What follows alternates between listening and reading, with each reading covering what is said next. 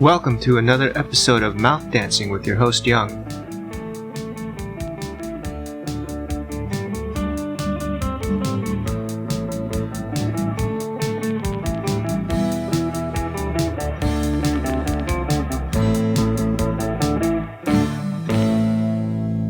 This is episode number 86.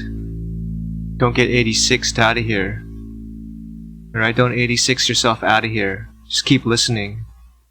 Don't press any buttons. Don't press the stop button. Don't press the delete button. Don't press the back button. Just keep listening. Because that's what you're supposed to do when you put a podcast on. Today we really need to get to the bottom of something. We need to talk about something very important. Something that you need to know about. And I've talked about it before on this podcast. And it's the CIA. The intelligence arm of the US government. Is one of the most evil organizations on the planet. Probably the most evil organization on the planet. And that's not an exaggeration.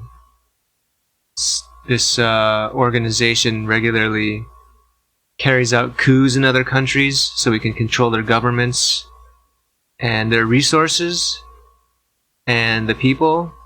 It's just always destabilizing other countries, spying on other countries, just doing lots of evil shit, constantly plotting. CIA also murders people who don't fall in line. And there's this one thing in particular I saw recently, something Edward Snowden posted actually, with another tweet where someone had an old interview with an old CIA agent talking about what he did during Vietnam. And what his job was to plant stories in the press. So he said most of the story would actually be true, right? The information they were giving to the New York Times or New York Magazine or whatever mainstream news source, right? Almost all of the story could be true, almost all the information, but then they would plant this one piece of information that was totally false, that would advance the interests of America, basically. They would say, oh, actually, what is going on here in South Vietnam is the people want to build this institution which is pro-United States. It was a complete lie. They would also make it look like, maybe the US is actually winning the war when it's losing. This kind of thing happens all the time. And it didn't just stop during the Vietnam War. It's not like they just did it that one time. This is something that's ongoing to this day, and it's been going for a long time, since at least the time of the Korean War. During the Korean War is when America pretty much went off the rails and became just completely evil empire. Before that, it was a little mix of good and bad, but now it's just a purely evil country, and I'm not exaggerating. Purely evil country that exploits other countries, starts wars, destroys other countries, takes all their shit, so we can be rich and comfortable here. That's what America is. And another thing that the US government has its hands in, which you might think is far-fetched, but it's absolutely not, is the Unification Church. Do you know what this is? They're the Moonies. Christian cult. I'm sure you've seen probably footage of them online somewhere or in the news. They have these mass weddings where thousands of couples get married at the same time. And it was led by this Korean man named Reverend Sun Myung Moon. He was the leader of it for decades until he passed away, and I don't know who's running it now. I think maybe it's his son. But the Unification Church has deep ties to the CIA. And the Unification Church, is involved all over the world. Not just Korea. It's also involved a lot in Japan, in Japanese politics. Did you hear about former Prime Minister Abe getting assassinated? The assassin was pissed off at Abe because he was involved with the Unification Church, and the Unification Church basically bankrupted his family because his mom was in the UC, and she spent all the family's money on this cult, basically. And this cult funds Japanese politicians. And guess who else has been funding the conservative Japanese politicians in Japan since the 50s? The CIA. They've been pumping millions and millions of dollars into the conservative Japanese government there so they can sort of control it like a puppet government, basically. And it keeps the conservatives in power in Japan. There's only been like 2 prime ministers since the 50s who weren't in the conservative party, and they both only lasted for like a year or something. So, yeah, that's the connection there. It's connected to the CIA. And the Unification Church, it brainwashes its members with like MK Ultra techniques, you know, which the CIA invented. Brainwashing techniques. They use drugs. They use occult methods of brainwashing people with messages and gestures and signals.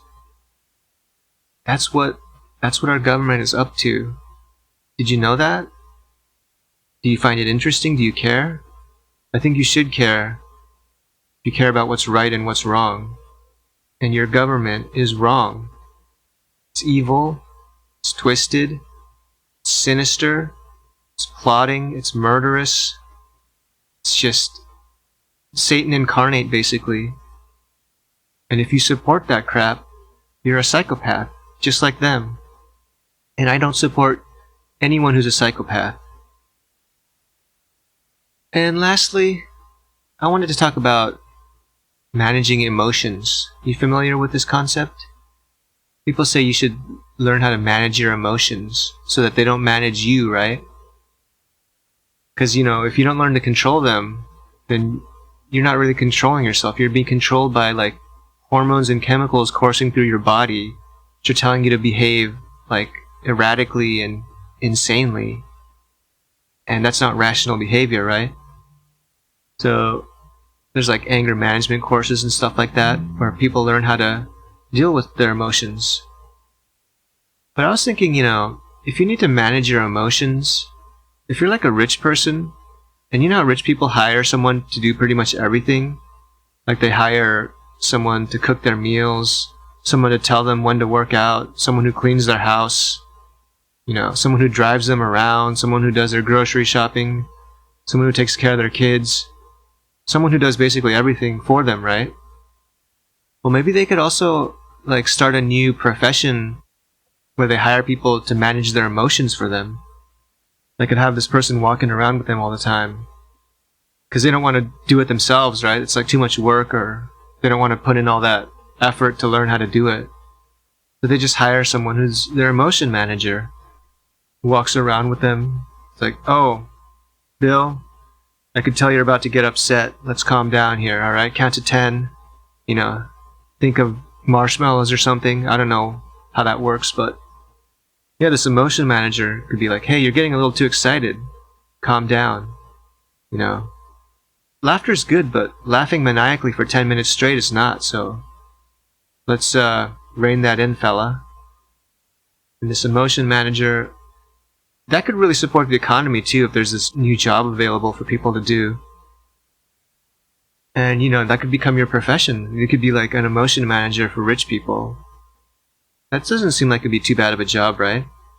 Might be kind of stressful at times because these rich people, they probably have a hard time managing their emotions because they're used to getting what they want. You know, they're like Karens who throw hissy fits all the time. So, you know, there's probably a lot of work, but if you get good at it, you know, you can probably make a lot of money doing that. And it seems like it'd be pretty rewarding.